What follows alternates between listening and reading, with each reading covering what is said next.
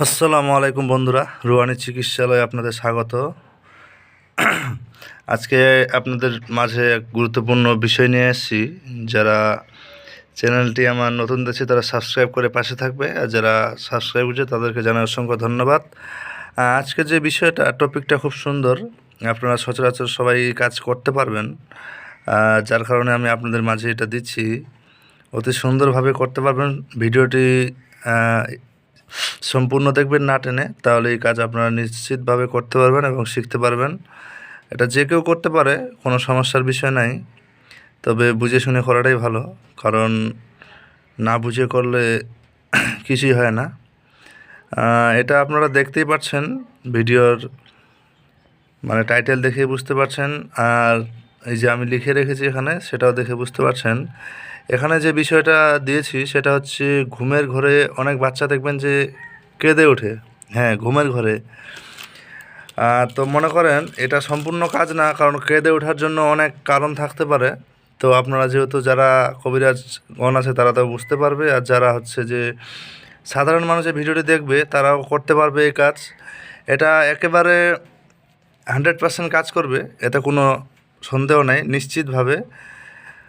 আর আপনাদের মাঝে আমি যতগুলোই ভিডিও নিয়ে আসি সবগুলোই 100% কাজ করবে, এটা নিশ্চিত রাখেন। তবে যেটা কোনটা কে ব্যবহার করতে পারবে সেটা আমি অবশ্যই বলে দেবো।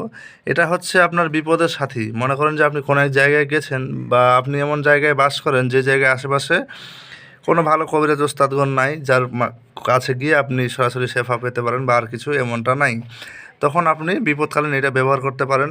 তবে এটা শুধু যে বিপদের সময় ব্যবহার হয় এমনটা না, এটা অনেক সম্পূর্ণ নিয়মটাই বলে দেবো। আপনারা যদি নিয়ম মতো কাজ করতে পারেন তো ইনশাআল্লাহ আপনার সুস্থতা লাভ করতে পারবেন 100%।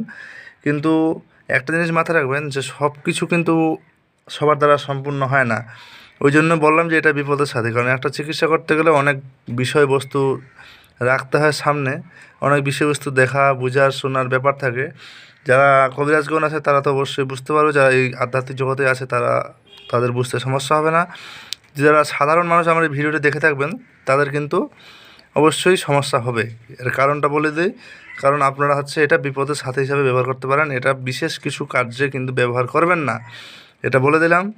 আচ্ছা, এটা হচ্ছে ঘুমের ঘরে দেখবেন যে আপনার বাচ্চা, ছোট বাচ্চা কিছু বলতে পারে না বা আর কিছু, অনেক সময় অসুস্থতার কারণেও বাচ্চা কেঁদে উঠতে পারে, কিন্তু আপনি বুঝতে পারবেন যে হঠাৎ কেঁদে ওঠার কারণটা আপনারা সচরাচর বুঝতে পারবেন। কারণ সাধারণ কোনো বিষয়ে মানে কোনো রোগ ব্যাধির জন্য কাঁদা, কোনো সমস্যার জন্য কাঁদা, ওটা কিন্তু আলাদা। আর যেটা হচ্ছে ভৌতিক বিষয় বা আরও বিভিন্ন বিষয় দাঁড়াতে পারে, ওইসব বিষয়গুলো আপনাদের মাঝে আমি অতটা আগাচ্ছি না। তো ভিডিওটা মাঝখানে শুরু করি, আর বেশি কথা বাড়াবো না। তো ওই যে দেখেন, ঘুমের ঘরে বাচ্চা যদি কেঁদে ওঠে তাহার জন্য এটা হচ্ছে ঝাড়ন প্রকরণ। এটা একদম ইসলামী মন্ত্র, এটা আদিকাল থেকে আমি এটা আপনাদের দিচ্ছি। আমি সেই ব্রিটিশ আমলের, মানে বাংলা কথা বলতে গেলে 1932 সালের এই একটা কিতাব আমি সংগ্রহ করেছিলাম।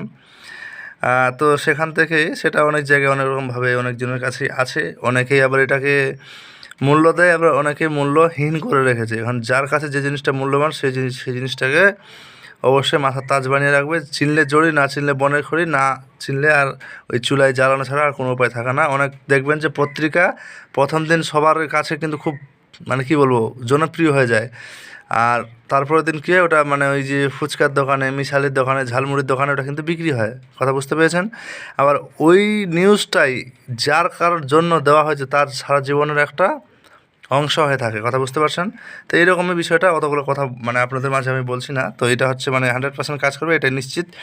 তো শুরু করি। এটা সম্পূর্ণ নিয়মটা দেখেন।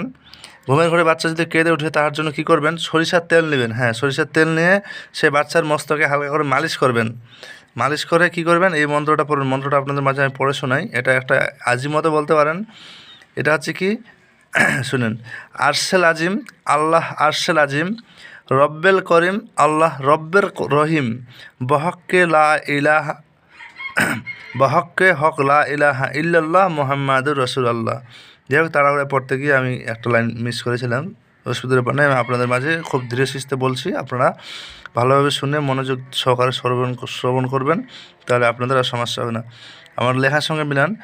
আরশেল আজিম, আল্লাহ আরশেল আজিম, রব্বেল করিম, আল্লাহ রব্বের রহিম, বহক্কে হক লা ইলাহা ইল্লাল্লাহু মুহাম্মাদুর রাসূলুল্লাহ, এটা বলে ফু মানে ছু দিবেন, এরকম ফু করে দিবেন, জোরে আর কি, ফুকটা জোরে দিবেন।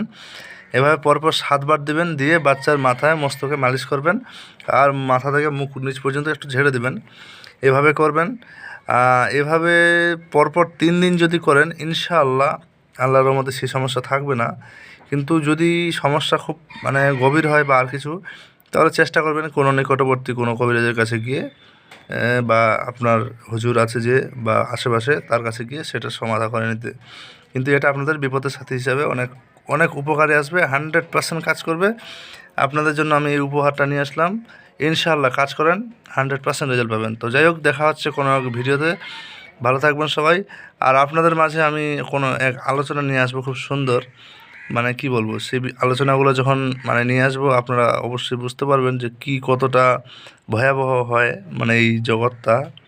সেই জিনিসগুলো আপনার সামনে প্রকাশ করবো। তো যাই হোক, যে ভিডিওটি সম্পূর্ণ থাকলো তাকে অসংখ্য ধন্যবাদ। আর যারা নতুন অবশ্যই সাবস্ক্রাইব করে পাশে থাকবেন।